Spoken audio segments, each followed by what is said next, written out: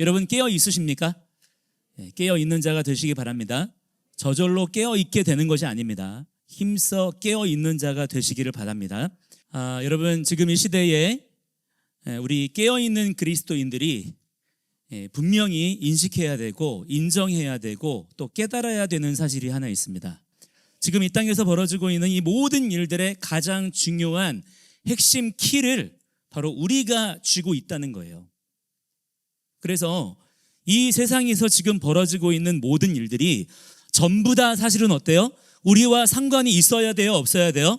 있어야 된다는 거예요. 있다는 것입니다.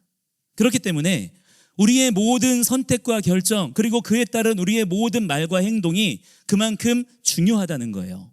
왜냐? 우리는 그냥 나 자신, 그냥 우리가 아니라 본질적으로 주님의 몸이기 때문인 것입니다. 그것이 복음의 선언이에요. 그렇게 우리가 거듭났다는 것입니다.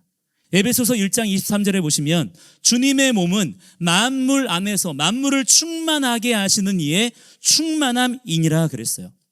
또한 22절에 보시면 만물이 그의 발 아래 있고 또한 그분께서 만물 위에 있다 그랬습니다. 그렇기 때문에 그분의 몸된 교회가 또한 만물 위에 있는 거예요. 이 세계관을 가지고서 우리가 세상을 볼 수 있어야 된다는 것입니다. 우리가 그렇게 만물 위에 있다는 것은요, 세상을 다스리는 권세가 주어졌다는 것이기 때문에 어떻습니까, 여러분? 오히려 예전보다 훨씬 더 깊은 관계성을 가지게 되는 거예요. 그리스도 예수 안에서 우리에게 부여된 역할과 사명이 바로 그것이라는 점을 성경 전체는 계속해서 우리에게 일관되게 말씀하고 있다는 것을 우리가 알아야 된다는 것입니다. 자, 따라서 하나님께서는 우리의 말과 행동을 다 보고 계셔요. 성경을 펼쳐보면요, 다 그 얘기입니다. 하나님께서 한 사람의 말과 행동에 주목하시는 거예요. 하나님께서 혼자 알아서 다 하시는 게 아니라 우리 각 사람의 말과 행동을 그분이 받으신다는 것입니다. 그래서 우리가 그분의 말씀대로 순종하면 주님께서도 말씀하신 대로 신실하게 회복과 구원의 역사를 베풀어 주십니다. 반대로 우리가 그분의 말씀에 교만과 불순종으로 행하면요, 이때도 마찬가지로 그분께서는 말씀하신 대로 심판하시고 징계하시는 거예요. 여러분, 이게요 그냥 그런가 보다 할 얘기가 아닌 거예요. 사실 참 기가 막힌 일인 것입니다. 여러분 생각해 보십시오. 대체 우리가 하나님 그분께 뭐라고 우리의 말과 행동, 심지어 우리의 생각과 마음을 그렇게 감찰하시는지 우리의 반응 하나하나가 그분께 뭐가 그렇게 중요하겠습니까? 그런데 그분께서 그것을 중요하게 받으신다는 거예요. 참 이게요 가슴 벅찬 일이 아닐 수가 없는 것입니다. 그리고 또 한편으로는 두렵고 떨리는 일이 되는 거예요. 진짜 별것 아닌 것 같은 우리가 사실은 그분 앞에서 매우 중요한 존재라는 사실입니다. 자, 그렇다면 하나님께서 우리에게 원하시는 게 과연 뭐겠습니까? 온전한 신앙입니다. 온전한 신앙이란 무엇일까요? 그분 앞에 우리가 똑바로 서는 것입니다. 그리고 하나님께서는요 너무나 분명하게 그 똑바름의 기준을 우리에게 알려주셨어요. 여러분, 뭐가 우리가 똑바로 서 있는 것이죠? 그 기준을 주님께서 우리에게 친히 가르쳐 주십니다. 뭐를 원하시는지, 뭐를 싫어하시는지 정확하게 말씀해 주세요. 하나님은 애매하게 말씀하시는 분이 아니십니다. 두리뭉실하지 않으시고요, 딱딱 정확하게 말씀해 주시는 분이십니다. 그래서 그분의 뜻을 변개치 아니하도록 우리가 똑바로 알 수 있도록 그렇게 문자로 기록하여서 우리에게 말씀을 주시는 거예요. 그렇다면 우리가 그 말씀을 받았을 때에 우리가 과연 뭘 해야 되겠습니까? 어떻게 살아야 될까요? 하나인 거예요. 그 말씀하신 대로 그렇게 하면 되는 것입니다. 심플합니다. 지난주에 말씀드린 것처럼 하라는 것은 어떻게 해요? 하는 것이죠. 하지 말라는 것은요, 하지 않는 거예요. 아주 심플합니다.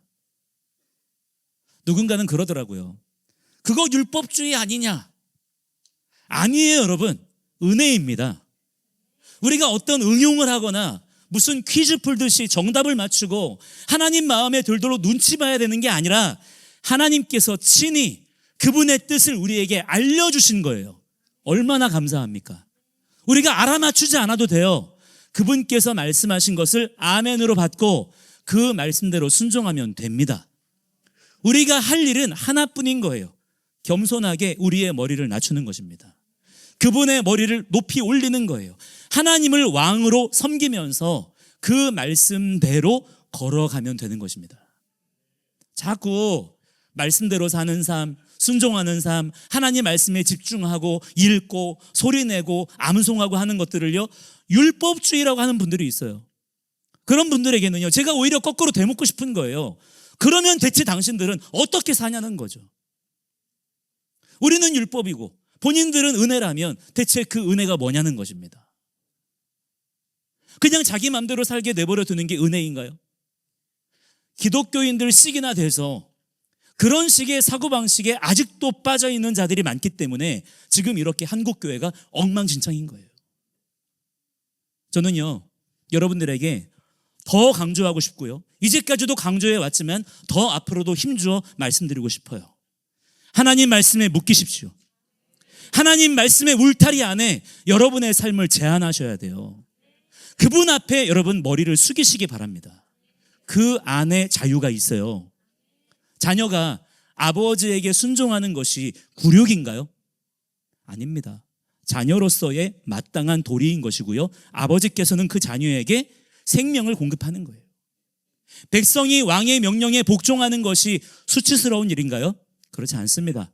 백성으로서의 당연한 의무와 책임이듯이 우리 또한 마찬가지로 하나님께 그렇게 해야 된다는 거예요. 그게 바로 은혜 입은 자의 삶인 것입니다.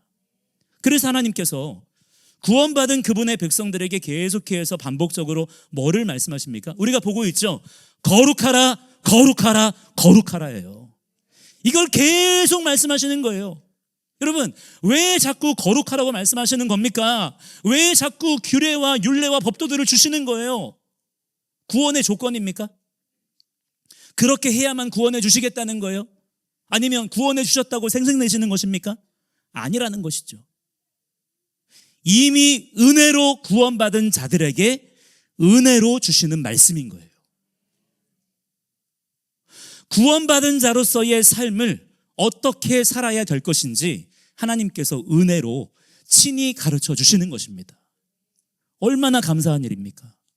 우리가 하나님 말씀대로 순종할 수 있게 되었다는 것이 얼마나 감격적인 은혜인가요? 구원이라고 하는 것은 그냥 우리가 어디를 가거나 뭐를 받게 되는 그런 문제가 아니에요. 영원한 생명을 가지고, 할렐루야, 영원한 생명을 주십니다. 죽지 아니할 몸을 입고 사는 것이기 때문에 과연 그 사는 삶이 무엇인지 그 기준이 달라져야 된다는 거예요.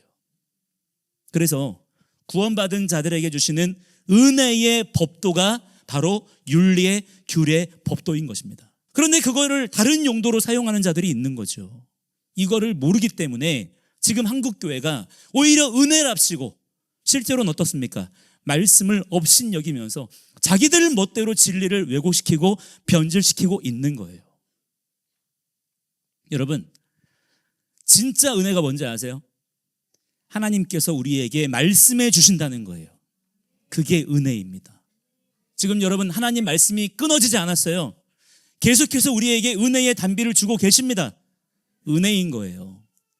여러분, 진짜 자유가 뭔지 아세요? 하나님 말씀대로 순종할 수 있게 되었다는 거예요. 죄의 종노릇하지 않게 되었다는 것입니다. 이게 자유인 거예요. 진짜 평강이 뭔지 아십니까? 하나님 말씀의 울타리 안에 내가 거할 수 있게 되었다는 거예요. 그러므로 여러분, 더 말씀 안으로 들어가시기를 바랍니다. 주님의 멍에를 함께 매는 자가 되세요.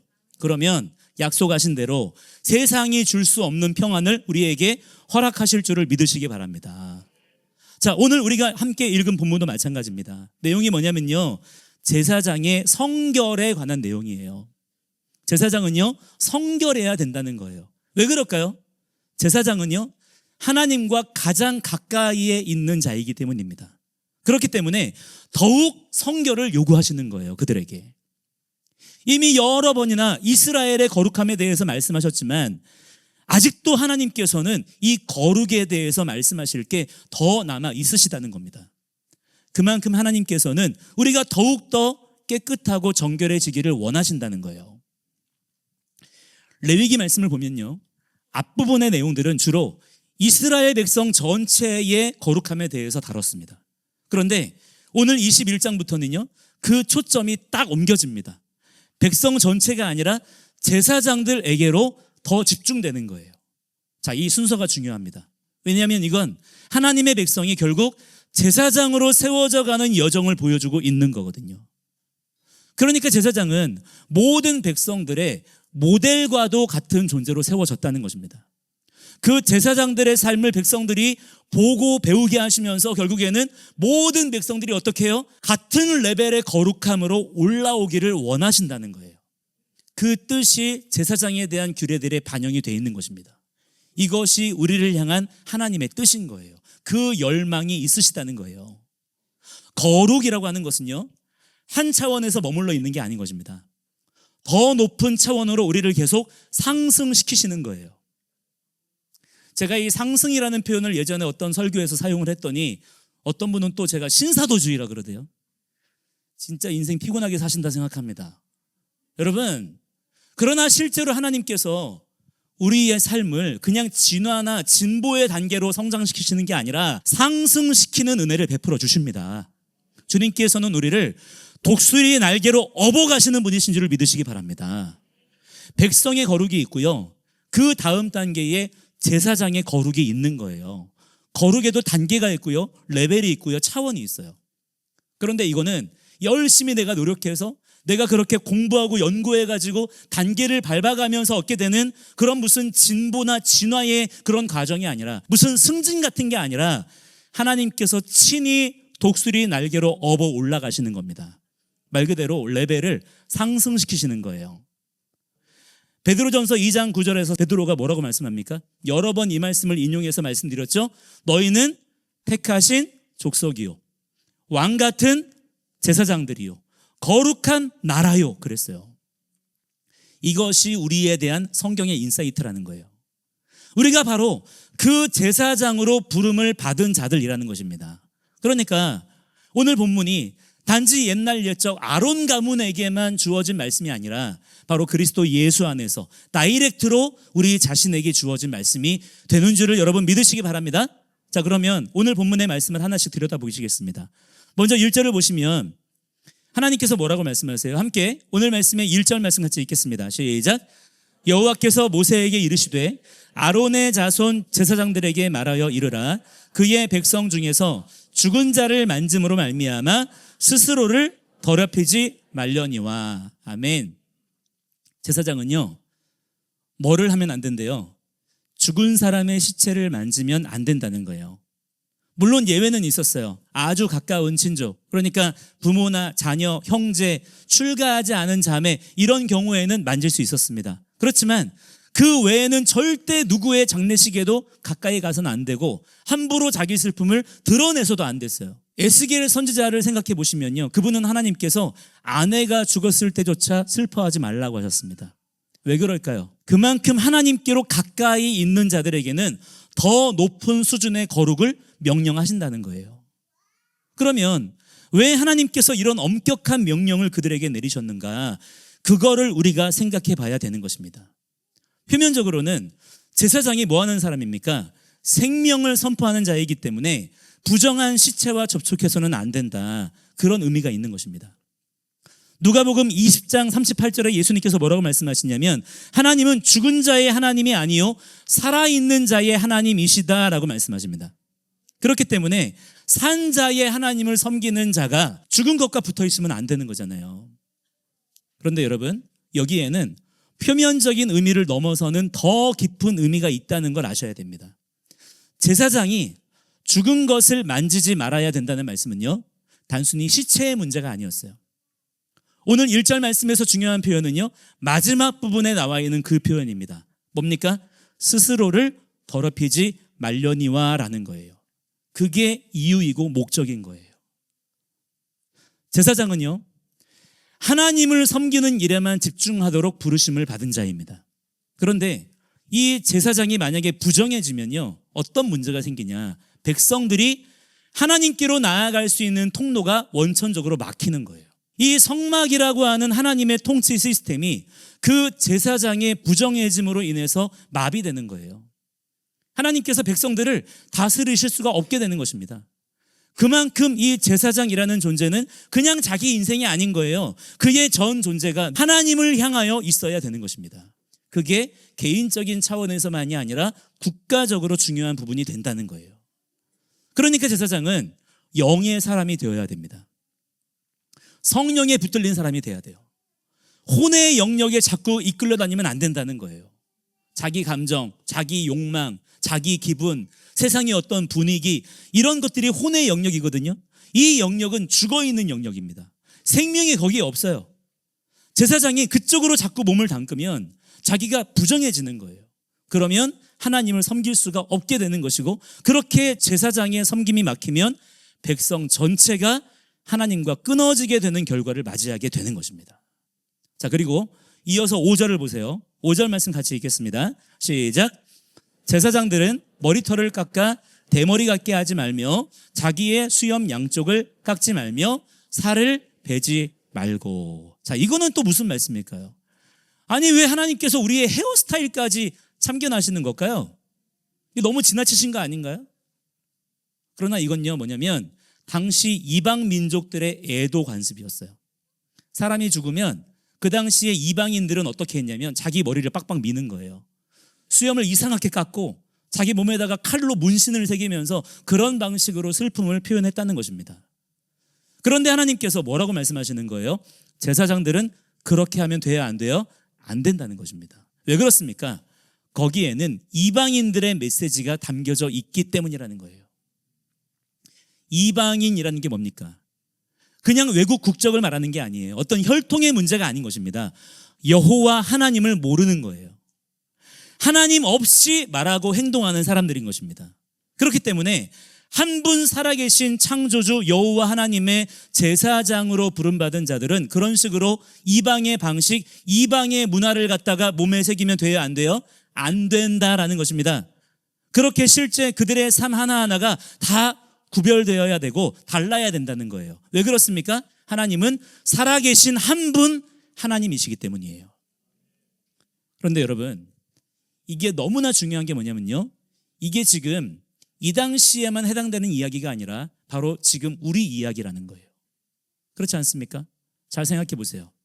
오늘날 한국교회, 오늘날 우리 기독교인들이 세상의 문화와 방식을 얼마나 태연하게, 얼마나 자연스럽게 우리 몸에 새기고 있습니까? 제사장으로, 주님의 몸으로 부름받은 자들이 너무나 자연스럽게 이방 문화와 메시지들을 받아들이고 있는 거예요. 자, 그래서 여기서 우리가 반드시 정직하게 마주해야 되는 주제가 있는 것입니다. 바로 혼합주의예요. 종교 혼합주의, 종교 통합운동, 그리고 세속주의. 이게 지금 이 시대를 살아가는 기독교인들의 가장 큰 죄인 것입니다. 이게 우리 가운데 인정이 돼야 돼요. 우리가 제사장이라며요. 우리가 그분의 몸이라며요. 그렇게 입으로 고백하고 노래도 부르는 자들이 실제로는 온갖 것들을 다 섞어다가 혼합해서 하나님께 짬뽕을 대접해 드리고 있는 것입니다. 그 대표적인 예가 뭡니까? WCC, NCCK, WEA, 로장 같은 것들이죠. 이게 각자 다 의견들이 있어요. 누구는 WEA는 그래도 복음주의니까 좀 다르지 않냐? 누구는 로자는 괜찮지 않냐? 이런 얘기들을 하더라고요. 다 저마다의 말할 것들이 있겠죠. 한 가지 분명한 거는요, 다들 자기 나름대로는 선한 목적을 주장한다는 겁니다. 들어보면 다 좋은 얘기들이에요. 복음을 더 잘 전하자. 맞잖아요. 더 많은 사람을 구원받게 하자. 좋은 거잖아요. 어떻게 하면 선교를 더 효과적으로 할 수 있을까? 이런 고민들에서 출발했단 말이에요. 처음부터 작당해서 우리 배교합시다, 배도합시다, 그렇게 시작한 사람이나 단체는 아무도 없어요. 다 잘해보자고 한 거예요. 그런데 문제는 무엇입니까? 결국 하는 게요, 이것저것 다 섞는 거예요. 그게 핵심인 것입니다. 복음에다가 세상을 섞고, 말씀에다가 자기 생각을 섞고, 거룩한 것과 속된 것을 섞어버리는 거예요. 그런데 그 중심에 항상 뭐가 있습니까? 그 더러운 이세벨의 영, 가톨릭이 붙어 있는 거예요. 그 더럽고 추악한 그야말로 태양신 혼합종교 그 자체인 가톨릭과 연합해서 그들과 손잡고 대체 무슨 선한 일을 할 수가 있단 말입니까? 여러분, 아무리 좋은 음식을 준비했어도요, 그걸 아무데나 담으면 되겠습니까? 아무리 맛있는 음식이라도요, 그릇이 더러우면 그 음식은 갖다 버려야 되는 거예요. 마찬가지로 아무리 자기들 딴엔 좋은 목적이었다 그래도 그것이 세속주의와 혼합주의로 물들어 있는 더러운 그릇에 담겨져 있다면 그 목적은 정당화될 수가 없는 것이죠. 결과도 제대로 나올 수가 없는 거예요. 정말 그 요리사가 제대로 된 정신머리를 가지고 있다면 기껏 자기가 좋은 요리 만들어 놓고 아무데나 담아서 내놓겠습니까? 그 그릇을 보면 그 사람의 진짜 속내를 알 수가 있는 것이죠. 자, 그런데 여러분, 더 정신 차리고 들으셔야 될 게 있습니다. 그러면 우리는 어떻게 해야 될까요? 그러면 우리가 해야 될 일은 과연 무엇이겠습니까? 우리가 그렇게 그런 단체나 그런 지도자들을 비판만 하면 우리는 깨끗해지나요? 그런 단체들을 해산시키고 무력화시키면 한국교회는 저절로 정결해지겠습니까? 그런 단체들이 있기 때문에 한국교회가 타락한 것인가요? 그게 아니라는 거예요. 그런 단체들, 그런 흐름들은요, 그냥 표면화된 것일 뿐이에요. 사실은 우리의 열매입니다. 수면 위로 드러난 한국교회의 민낯이라는 얘기예요. 민낯이 뭐예요? 실제 자기 얼굴이에요. 결국 그것들이 무엇입니까? 우리 현대교회의 실상, 바로 우리 자신의 모습이라는 걸 인정해야 된다는 것입니다. 우리가 먼저 교회 문턱을 낮춘다고 했잖아요. 그런데 그게 문턱을 낮춘 수준이 아니었죠. 아예 집을 허물어 버린 겁니다. 그래서 교회 건물을 그냥 강도의 소굴로 산당으로 만들어 버렸어요.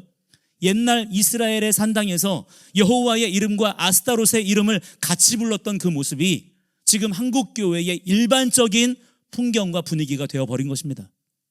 뭐 무슨 전도축제 한답시고 이런 공연 저런 공연, 무슨 연예인 불러다가 노래시키고 사연팔이하고 그런 식으로 사람들이 교회를 친근하게 생각하면 전도가 될 거야, 복음화가 될 거야? 그래서 과연 그렇게 되었나요? 정말 그렇게 되었습니까? 그 열매들을 지금 우리가 보고 있는 거예요. 몇몇 단체, 몇몇 목사들의 얘기가 아니라는 것입니다. 어디에서나 볼 수 있는, 심지어 지금 교회들끼리 경쟁적으로 추구하는 바로 그 일이에요. 어떻게 하면 세상 사람들이 더 편안하게 느낄까? 어떻게 하면 교회가 덜 교회 같을까? 어떻게 하면 세상 사람들에게 부담을 안 줄까?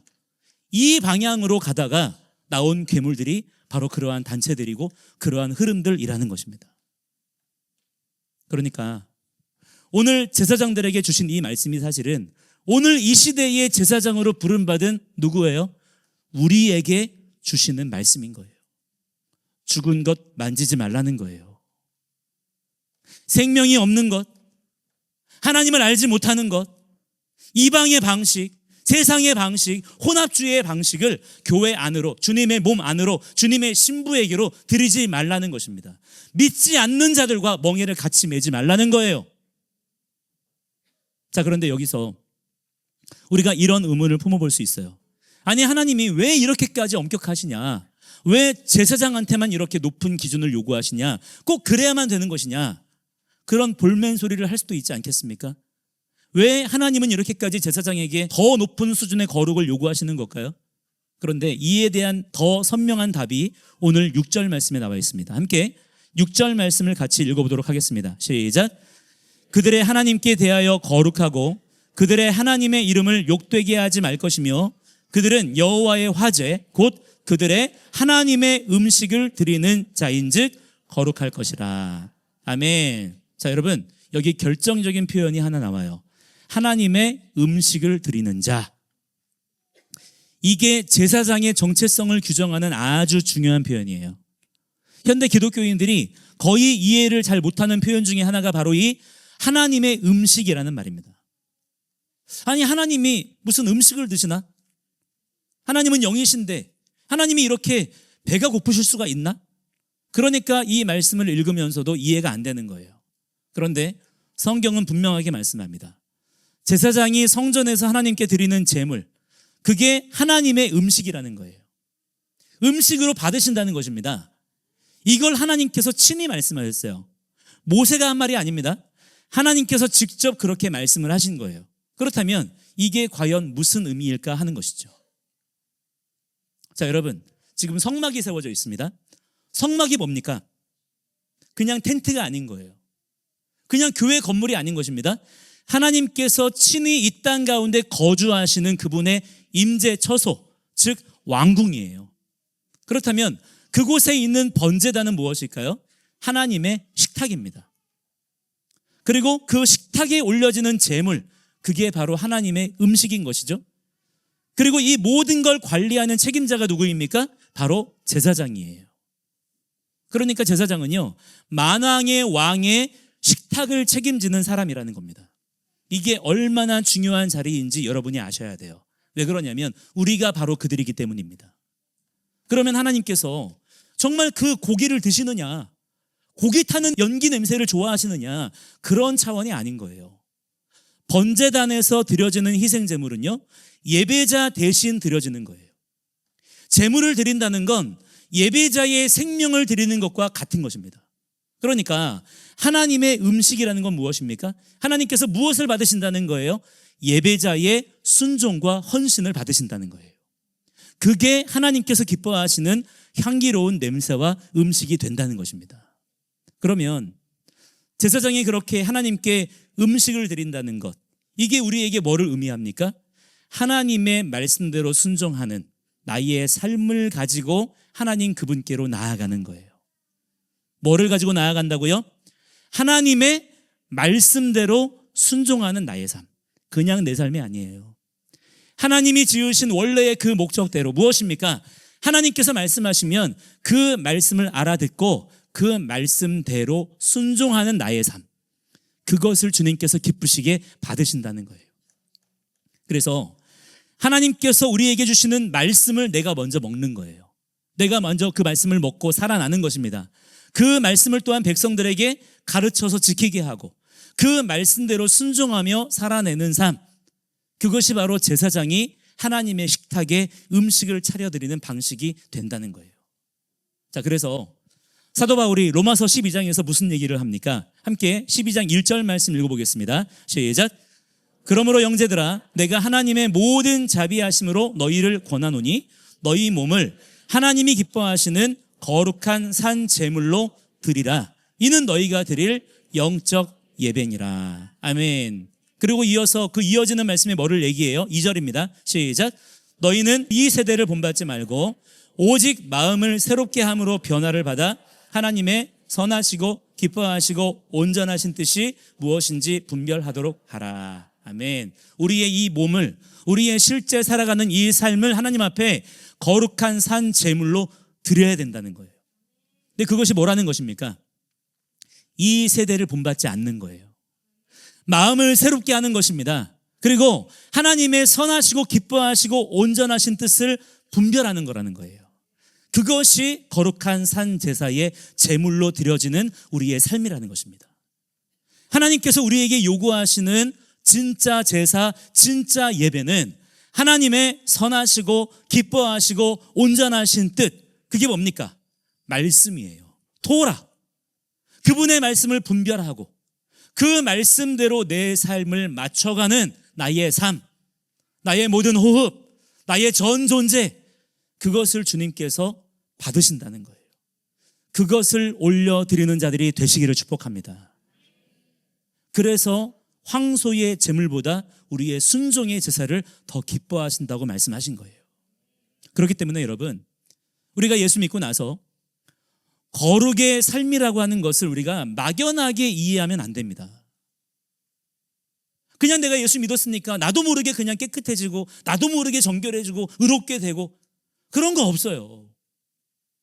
성경이 말씀하는 거룩, 의로움, 정결, 착함, 선함, 정직함, 진실함, 이 모든 것들은요, 오직 한 가지를 말씀하고 있는 거예요. 나를 쳐서 복종시키면서라도 하나님 말씀에 순종하는 것입니다. 하나님은 그것 하나를 요구하시는 거예요. 말씀을 주시고 이 말씀대로 반응하라는 것입니다. 그 삶을 살게 하시기 위해서 우리를 구원하신 거예요. 그 삶을 살도록 하시기 위해서 성령님이 각 사람에게 임하시는 것입니다. 그런데 많은 분들이 예수님을 믿고도, 아니 믿는다고 하면서도 정작 하나님 말씀에 순종하는 것을 포기해요. 못한다는 거예요. 어떻게 사람이 순종만 하며 사냐는 거예요. 말씀대로 사는 것은 불가능하다는 것입니다. 정말 그럴까요? 함께 신명기 30장 11절로 14절 말씀을 읽겠습니다. 함께 시작.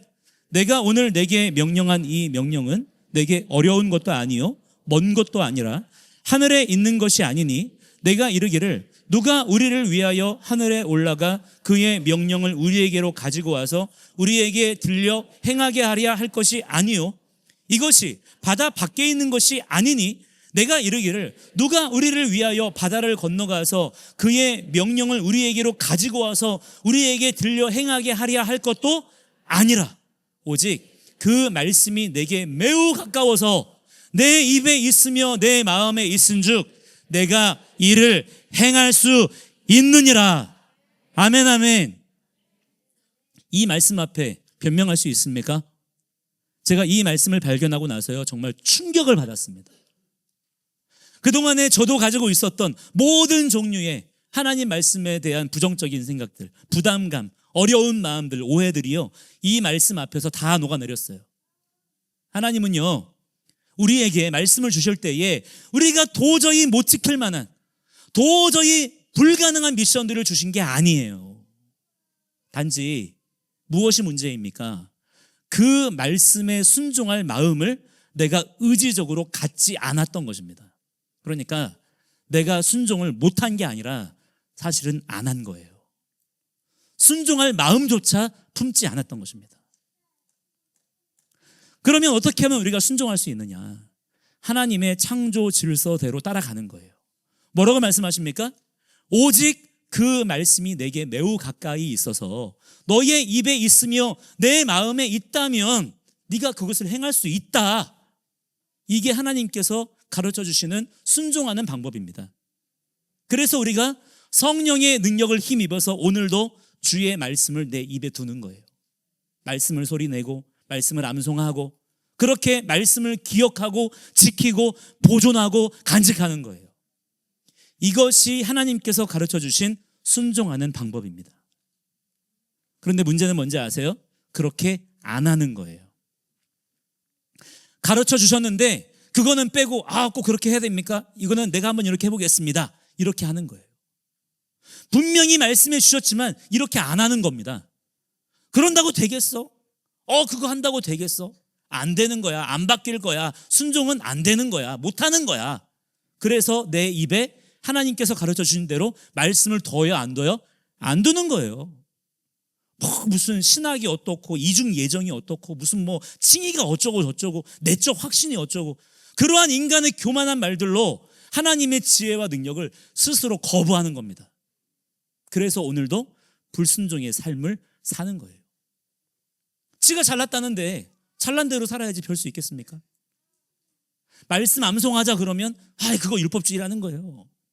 그거 말씀 외운다고 되겠냐는 겁니다. 불교도 그렇게 하더라. 이슬람교도 그렇게 하더라. 제가 언제 불경 외우자 그랬습니까? 제가 언제 꾸란 외우자 그랬어요? 그런 식으로 비아냥되기만 하니까 한 번도 말씀의 능력은 경험해보지 못하는 거예요. 그러니까 여전히 그대로 있는 것입니다. 예수 믿는다라는 생각은 있는데 내 삶은 점점 말씀과 뜯어지는 거예요. 괴리감만 있는 것입니다. 나 예수 믿는데 내 삶은 왜 이렇지? 항상 패배의식에 젖어 있는 거예요. 하나님은요 말씀대로 순종하는 삶의 비결을 다 가르쳐 주셨습니다. 그 말씀이 내게 매우 가까워서 그 말씀이 내 입에 있고 내 마음에 있다면 그것을 행할 수 있다. 그게 하나님께서 우리에게 말씀해 주신 거예요. 그리고 9절에 보시면요 오늘 본문의 9절 말씀 같이 읽겠습니다. 시작. 어떤 제사장의 딸이든지 행음하여 자신을 속되게 하면 그의 아버지를 속되게 함이니 그를 불사를지니라. 무시무시하죠. 제사장의 딸이 잘못하면 불태워 죽이라는 거예요. 이게 일반 백성들한테는요 이렇게까지 말씀하시지는 않았어요. 그런데 왜 제사장의 딸한테는 이렇게까지 엄격하신 걸까요?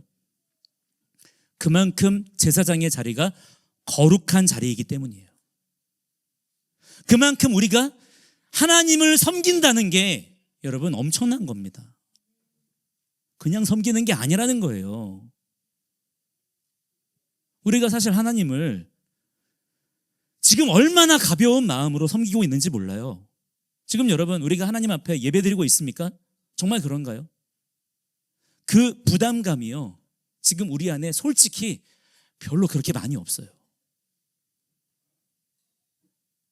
제사장의 자녀 하나, 제사장 자신의 행동 하나가요 하나님의 이름과 직결되는 것이기 때문에 그만큼의 무거운 책임이 있다는 겁니다. 그래서요 사실은 하나님을 섬긴다는 것은요 우리 사람의 입장에서는 되게 위험한 일이기도 한 거예요. 여러분 우리의 자녀들이 어떻게 사느냐가 대단히 중요한 것입니다.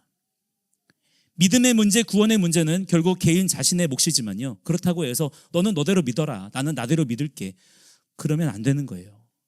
만약에 여러분 오늘 내 자녀가 오늘 말씀에서처럼 내 눈앞에서 불타 죽는다면 그거 여러분 과연 감당하실 수 있는 분 계십니까? 저는 아마 감당하지 못할 것 같아요. 사람 미치는 거죠. 눈이 뒤집어질 것입니다. 그런데 그 정도로 중요하고 심각한 문제가 무엇이라는 것입니까? 우리 자녀가 행함하는 문제. 오늘의 삶 속에서 하나님 앞에 그 자녀가 어떤 삶을 사느냐 하는 거라는 거예요. 그게 사실은 내 믿음을 실제로 증명하는 것이기도 하다는 것입니다. 언젠가는 믿을 때가 오겠지. 하나님께서 알아서 잘해주시겠지. 이게 얼마나 무서운 생각인지 몰라요. 물론 우리가 자녀의 인생을 어떻게 강제로 컨트롤할 수는 없는 거지만 그렇기 때문에 어렸을 때부터 기회가 주어질 때마다 말씀 먹여가면서 하나님 경외하기를 그에게 가르쳐야 될 줄을 믿습니다. 굉장히 긴박한 문제인 거예요. 자녀의 구원, 즉 무엇입니까? 자녀가 하나님 앞에 오늘이에요. 오늘 먼 미래의 이야기가 아니라 오늘 하나님 앞에 순종하며 사는 자가 되도록 주님 앞에 눈물로 기도하며 탄원하며 간구하는 것이 우리에게 지금 믿음의 증거로서 필요하다는 것입니다. 지금 자녀들이요 어떻습니까? 맨날 핸드폰이나 쳐다보고 있고 게임에 중독돼 있고 온갖 쇼츠와 미디어로 뇌가 그냥 도파민으로 절여져 있잖아요. 그래서 우리 아이들의 뇌가 지금 다 망가져 있어요. 그런 아이들은요 눈이 다 동태 눈깔같이 되어 있습니다. 5분을 제대로 못 앉아 있어요. 정서불안, 집중력 장애, 예배를 잘 못 드리고 사람 눈도 잘 못 마주치고 그런 아이들 대부분이요 핸드폰 다 없애버리세요. 그러면요 고쳐집니다. 그것만으로도 아이들 인생이요 획기적으로 변할 거예요. 지금 우리 자녀들에게는 재앙이 선포되고 있습니다. 그런데 그렇게 안 하는 거예요. 왜 그럴까요? 내가 편해야 되니까. 남들 시선이 두렵고 꼭 그렇게까지 하냐 뭐를 이런 말 듣기 싫은 거예요. 내 아이가 혹시나 뒤처질까 봐 그런 것들이 두려운 것입니다. 요즘에 이렇게 보면요 이 자녀들을 향한 눈물이 지금 우리 믿는 성도들 가운데 메말라 있어요. 너무 이런 게 익숙한 거예요. 요즘 애들 다 그러고 살더라 뭐 우리 애만 그러냐 다 그러고 살던데 설마 애들 다 지옥 가겠냐 다 지옥 가겠던데요. 제가 보니까 자녀들의 신앙은 다 교회 프로그램에다가 다 맡겨버리고 자녀들 실제 사는 거는 세상 방식에다가 다 갖다 맡기는 겁니다. 그게 무슨 믿음이에요? 그게 무슨 신앙입니까? 과연 어디에서 여호와를 경외하는 믿음을 발견할 수가 있냐 이 말이에요. 그게 바로 몰래에게 자녀를 갖다 바치는 거하고 똑같은 것입니다. 그러면 어떻게 해야 되느냐? 먼저는요 처절하게 울어야 됩니다. 그 정도의 문제라는 거예요. 지금 우리 자녀들의 인생이 만몬에게 몰래에게 빼앗기고 있는 이 현실에 대해서 가슴을 치면서 눈물로 회개하고 울어야 돼요. 우리가 예수님께서 너와 내 자녀들을 위하여 울어라 말씀하신 것처럼 그렇게 먼저는 우리 안에 눈물부터 회복이 돼야 됩니다. 다윗 자손 예수여 귀신 들린 내 딸을 소경된 내 아들을 귀머거리 되고 벙어리 된 내 자녀를 불쌍히 여겨 주옵소서. 이 탄식부터가 터져 나와야 되는 거예요. 근데 우리가 입 다물고 있는 거예요. 완고한 마음으로 다 그러고 살더라 이러고 지나치고 있는 것입니다. 이것이 지금 우리에게 너무나 중요한 신앙 고백이 되는 것입니다. 자, 이제 제일 중요한 클라이막스 부분입니다. 10절로 넘어가 보겠습니다. 자, 10절부터 15절은요 대제사장에 관한 말씀이에요. 일반 제사장보다 기준이 한 단계 더 높아집니다. 어떻게 높아지느냐? 대제사장은요 부모가 죽어도 장례에 참여하면 안 된다는 거예요. 일반 제사장은 그래도 부모 장례에는 갈 수 있었거든요. 그런데 대제사장은 부모 장례조차도 안 된다는 거예요. 그리고 옷도 찢지 말라, 머리도 풀지 말라, 성소에서 나오지도 말라 이렇게 말씀하세요. 왜 그럴까요? 12절에 그 이유가 나와요. 하나님께서 성별하신 관유가 그 위에 있음이니라. 여러분, 이게 무슨 의미일까요? 대제사장으로 구별된 사람의 위에는 하나님의 특별하신 기름 부으심이 있다는 거예요. 그 기름 부으심이 그 사람을 일반 제사장과 다른 차원으로 구별시키신다는 겁니다. 그러니까 이 대제사장이라는 이 사람은 세상의 관계, 혈육의 관계, 그 어떤 관계도 하나님을 섬기는 일보다 앞설 수가 없다는 거예요. 그리고 13절에 뭐라고 말씀하세요? 그는 처녀를 데려다가 아내를 삼을지니 말씀합니다. 대제사장은요 반드시 처녀와 결혼해야 된다는 것을 강조하시는 거예요. 과부도 안 되고요, 이혼녀도 안 되고요, 창녀짓을 한 더러운 여인은 더더욱 안 되고요, 오직 자기 백성 중에서 남자를 알지 못하는 처녀를 아내로 취해야 된다는 거예요. 왜 그럴까요? 15절에 보시면 대제사장의 자손이 속되게 하지 않도록 하기 위해서라는 것입니다. 자, 그런데 여러분, 이 대제사장이 과연 누구를 예표하는 것일까요? 그냥 아론을 말하는 것일까요? 바로 우리의 영원한 대제사장이신 예수 그리스도를 말씀하고 있는 것입니다. 그러면 여기 나오는 대제사장의 신부로 지명된 처녀는 누구를 상징할까요? 바로 신부된 누구입니까? 교회를 상징하는 겁니다. 그러면 이게 무슨 뜻이에요? 예수님께서 지금 찾으시는 신부가 누구라는 것입니까? 아무나가 아니라는 거예요. 세상과 섞여 있는 신부가 아니라는 것입니다. 구별된 신부예요. 세상의 관습, 세상의 가치관, 세상의 방식으로 자기를 더럽히지 않은 신부. 집 안에서 복음과 십자가의 사랑으로 정결하게 훈련된 신부. 그런 신부를 주님께서 취하시겠다는 것입니다. 왜 그래요? 그 이유가 무엇이라는 것입니까? 거룩한 자손들을 얻기 위함이라는 거예요. 그렇다면 여러분, 이 말씀에 비추어 볼 때 교회의 본질이 무엇입니까? 교회는요 세상과 경쟁하는 곳이 아니에요. 세상보다 더 화려하고 편안한 공간을 제공하는 것도 아니에요. 교회는 그리스도의 정결한 신부입니다. 한 가정을 그분과 이루는 거예요. 그리고 거룩한 자손들을 낳아서 기르는 주님의 아내로 부름받은 것입니다. 그게 교회의 역할이에요. 어제 여름 캠프 답사 때문에 오전에 이렇게 아내와 둘이 다녀오는데 운전하면서 이렇게 오는데 길 옆으로 어떤 교회가 보이더라고요. 그 교회의 밖에 크게 뭐라고 써 있냐면 도심 속의 쾌적함으로 당신을 초청합니다. 그렇게 써 있더라고요. 또 조금 지나다가 보니까 또 교회가 있는데 거기 뭐라고 써 있냐면 행복한 사람이 행복한 세상을 만듭니다. 무슨 교회. 또 조금 지나가니까 신나는 교회, 즐거운 교회, 명랑한 교회 뭐 이런 것들이 이렇게 보이는 거예요. 저는 모르겠어요. 여러분은 어떠실지 모르겠는데 저는 그런 게 막 너무 닭살 돋는 거죠. 너무 막 이상해요. 저는 마음이 별로 안 좋아요. 저는 그냥 킹덤 처치가 좋아요. 직역하면 하나님의 왕국교회, 그래서 좀 이상하긴 한데 사실 제대로 번역하면 하나님의 통치, 하나님의 왕되심 이런 뜻이거든요. 조금 투박하긴 해도 저는 이게 더 좋은 것 같아요. 제가 무슨 말씀을 드리려고 하는 거냐면 우리가 지금 이 시대 가운데 교회의 정체성을 바로 세워야 될 줄을 믿습니다. 교회가 무슨 문화센터가 되고 사교 모임이 되고 교제의 장이 되고 그러면 안 돼요. 교회는 주님의 몸이에요. 두려운 것입니다. 교회는 주님의 신부입니다. 막 가슴이 먹먹해지지 않습니까?